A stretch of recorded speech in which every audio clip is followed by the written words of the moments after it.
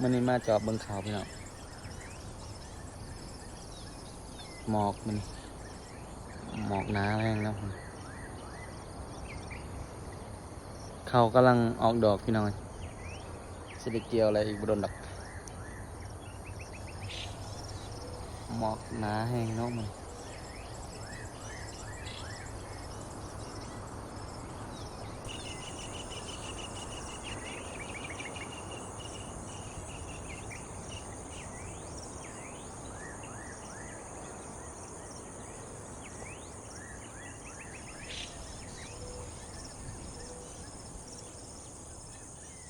เด้อพี่น้องเขากำลังออกมาชมนาชมสวนชมนาเนาะมันนี่เนาะ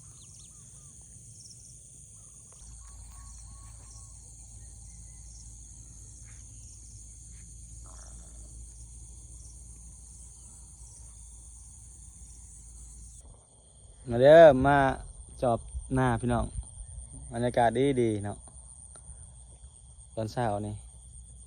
กับหมอกน้ำมันนี่ใช้แดดสิออกมันนี่เนาะพูดไม่ภาษาหาเก็บกระปูเนาะนี่ป้าป้าคอไปเลยจับนี่ค่ะปลาคอเอ็นปลาคอได้กระปูบ่เป็นป่าแลนอยู่นี่บ่ท่านมีสั่งจองมึงมาเอาจอบหน้าบ่นี่มาจับหน้าโอ้ไปเฮิงเลยไปเลยมาเลยเท้าจนออกเลยกำลังสองซุ่มกำลังงามเลยหมอกน้ำมันน้ำหมอกกระตกนี่คือเป็นไอแดดแล้วเหมือนยานแดดบ่คนที่เบิดแล้วบ่หาปลาขอนหากระปูซุกแล้วตัวนี้กระปูวะปูน้อยน้อยกรีตำใส่คามหน่อยเนาะนี่เขาเหือในซุกเลยพี่น้องเนี่ยซุกเลยดิ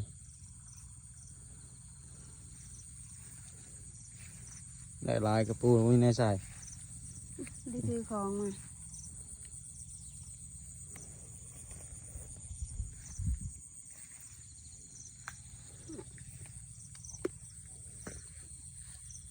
จับก่อนวะ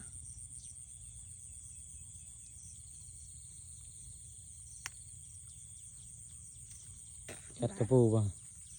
กระปูครบค่ะเจ้าเลยครบกระปูขึ้นดิเต็มละเชือนะถ้ามันครบลีนเนอะไอ้โอ้ดิมาใครไม่ได้ออกไงนะ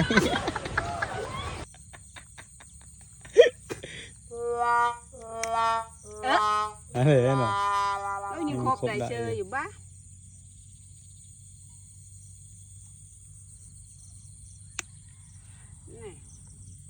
เสียงเกินกบกระปูนอนจับบ่มีบอนไซอะไรเป็นหลายเนาะกระปูนาน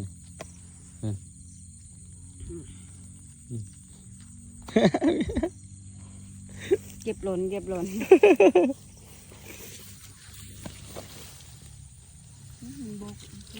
ทางคนเลยหนูบะกระปูดันหูกระปูหูกบหูหนูหนูสิง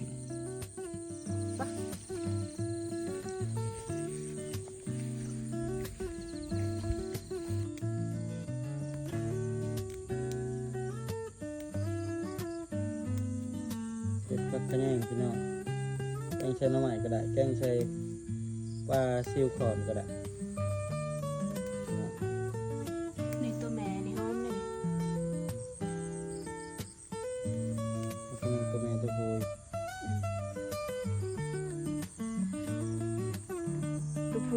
แลมเลยนี่คือเอิญพักกระแยงตัวแม่ใบมันหมดหัวมันก็ต่างกันนะ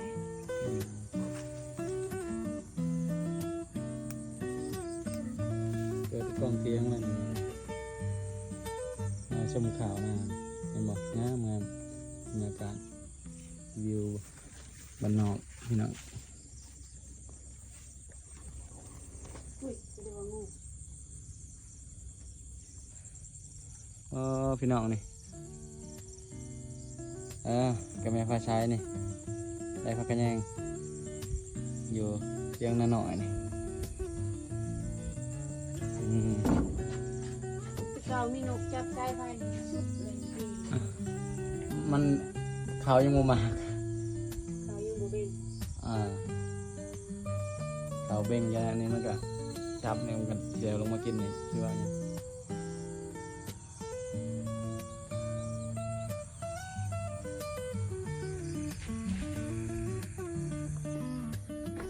อันนี้ไพ่หมักบรรยากาศมันนอกนี่อยู่เพียงหน้าน้ำข่อย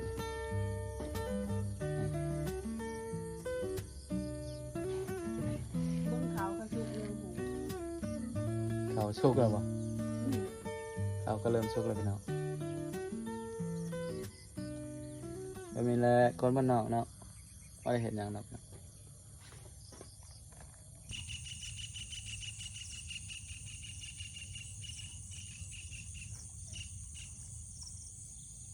เอาพี่น้องให้ชมบรรยากาศสำนีเด้อพี่น้องเลยแสดงเราพระจากกับ